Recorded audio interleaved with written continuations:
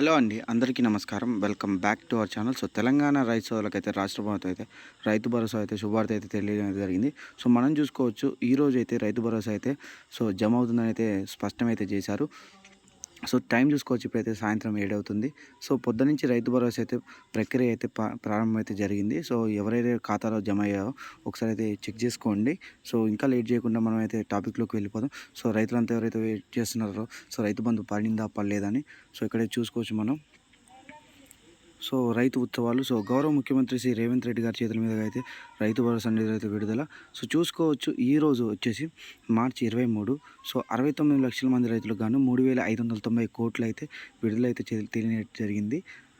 నిధులైతే విడుదలైతే అయ్యాయి. కాకపోతే ఇంకా రైతుల ఖాతాలో అయితే జమ అయిందా జమ కాలేదా అయితే స్పష్టంగా అయితే ఇంకా జరగలేదు అందరికీ. ఎవరైతే రైతులు చూస్తున్నారో చూసుకోవచ్చు, ఇక్కడైతే జమ అయితే అవుతున్నాయి. కాకపోతే టైం అయితే పడుతుంది. విడుదల వారిగా కాబట్టి రేపటిలోపు అయితే అందరి ఖాతాలో అయితే జమ అయితే అవుతాయి. ఇక్కడ చూసుకోవచ్చు మనం. ఈరోజు వచ్చేసి కేవలం ఎవరైతే ఎకరం లోపు రైతులు ఉన్నారో వాళ్ళ ఖాతాలో అయితే జమ చేసినట్టయితే తెలిపారు.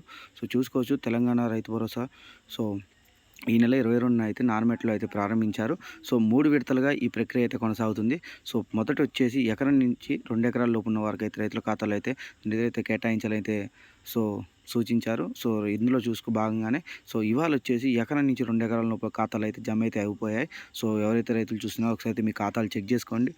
అలాగే ఈ వీడియో కింద కామెంట్ చేయండి. మీకు జమ అయిందా జమ కాలేదా, జమ అయితే ఎన్ని ఎకరాలకు జమ అయింది అనేది అయితే కామెంట్ అయితే చేయండి.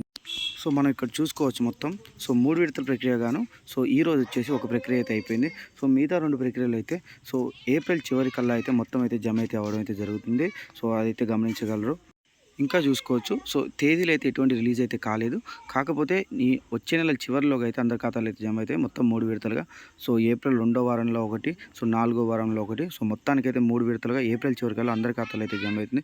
ఇదైతే గమనించగలరు.